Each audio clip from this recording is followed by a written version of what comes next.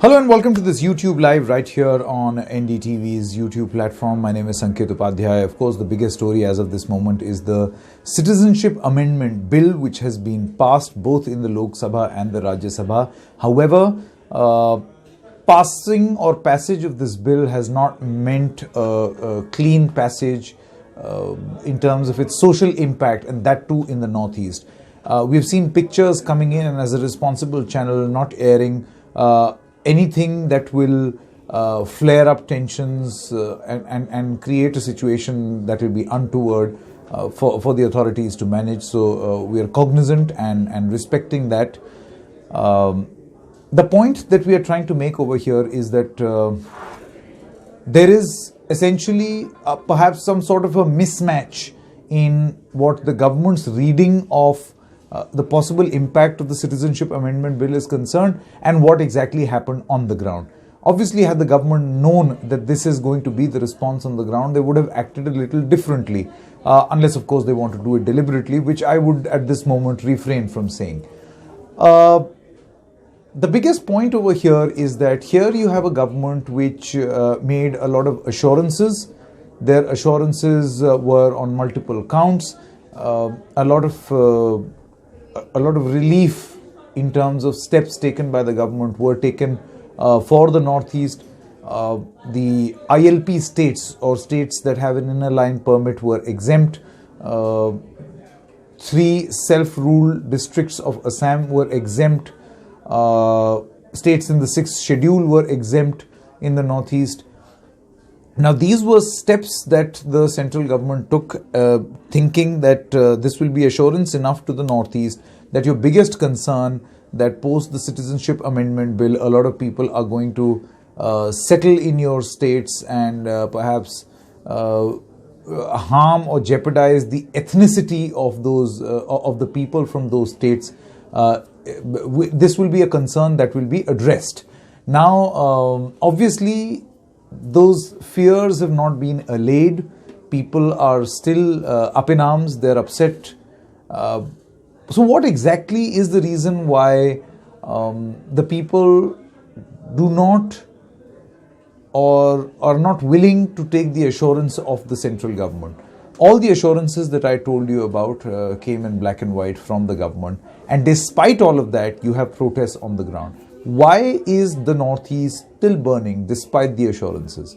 Well, the honest answer as of this moment is, and if I were to use one word, then that one word will be trust. Obviously, there seems to be some form of a trust deficit as of this moment. Maybe the people in the Northeast do not have that sort of trust and faith that what the central government is saying will actually be done. Also, we spoke to a lot of experts from the Northeast, and they say that whatever the government is promising is not deliverable. A lot of these people who are supposed beneficiaries of this the Citizenship Amendment Bill, most of them will come and settle in border areas. The fear over here, very simply, is this. The Northeast is in the far east of this country. Most of the states are bordering states. They share a border with Bangladesh. If there is a movement from Bangladesh and if citizenship is granted, a bulk of these people will enter the northeastern states. They are not going to immediately move to New Delhi or mainland India, if you were. These people are going to make or will attempt to make the Northeast their home. This is a fear.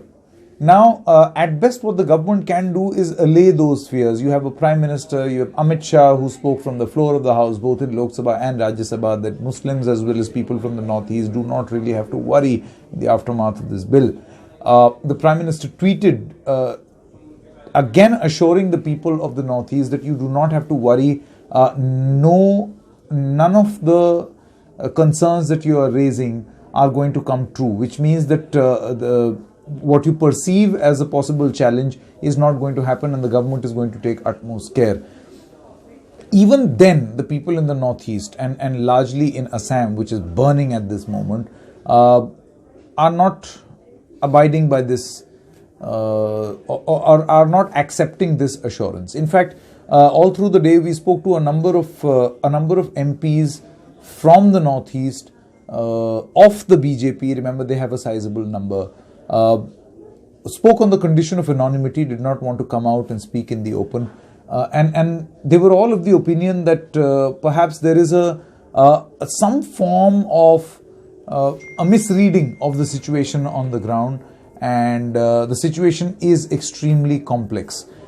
Some of the MPs feel that, and from the northeast that is, some of the MPs feel that perhaps the government has not been successful in communicating to the people of the northeast that this bill does not mean any harm to them.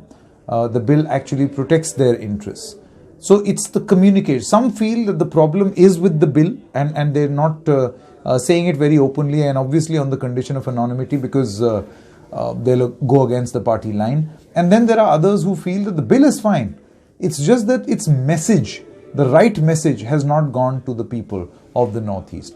If you recall, the Prime Minister in a parliamentary party meeting of the Bharatiya Janata Party had also urged the MPs to go to their respective constituents and tell them the reason behind this bill, the importance of this bill, and why it is actually good and not bad.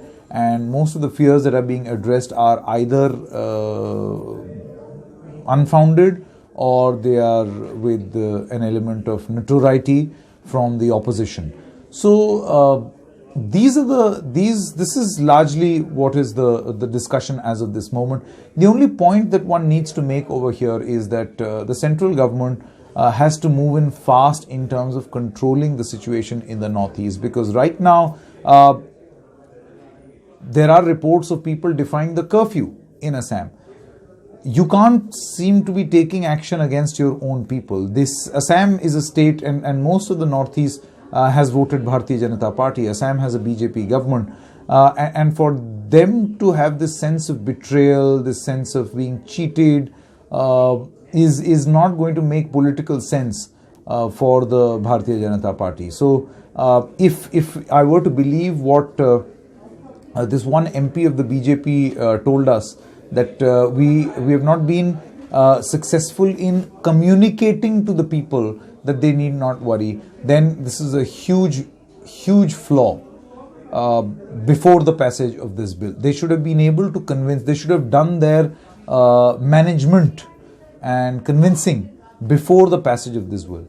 Anyway, there's a legal challenge now. The bill has now, people have knocked on the doors of the Supreme Court, whether it's IUML or the Congress Party. So it will be interesting to see how these arguments are going to unfold in the courts.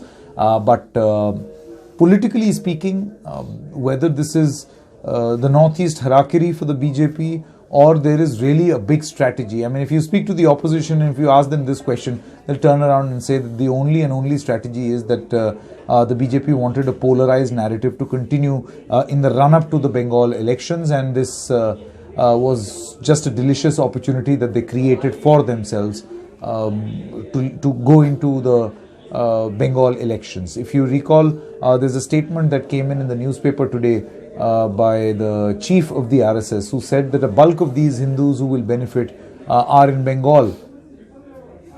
They will be beneficiaries of the Citizenship Amendment Bill. The government also says, beg your pardon, the RSS chief also says that the Citizenship Amendment Bill should be a one-time exercise, right? Opposition, on the other hand, feels that this is nothing but an insurance policy against NRC. In a state like Assam, where NRC was implemented, you had about 19 lakh people whose name was struck off and who were declared foreigners. Of course, they have a right to appeal.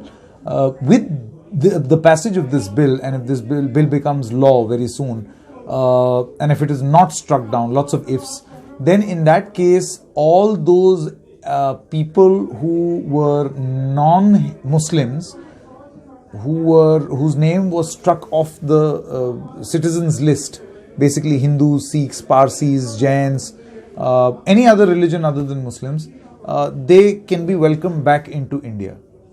And this is the reason why the opposition says that this bill is discriminatory against the Muslims, because it can very obviously, in the very obvious reason that one can see why a bill of this nature is being brought in, is to circumvent the losses, if any, if NRC is implemented. So, lots of arguments on this case. There is, of course, the angle of the Northeast, there is the angle of the Muslims, and of course there is the angle of the matter now moving to the courts.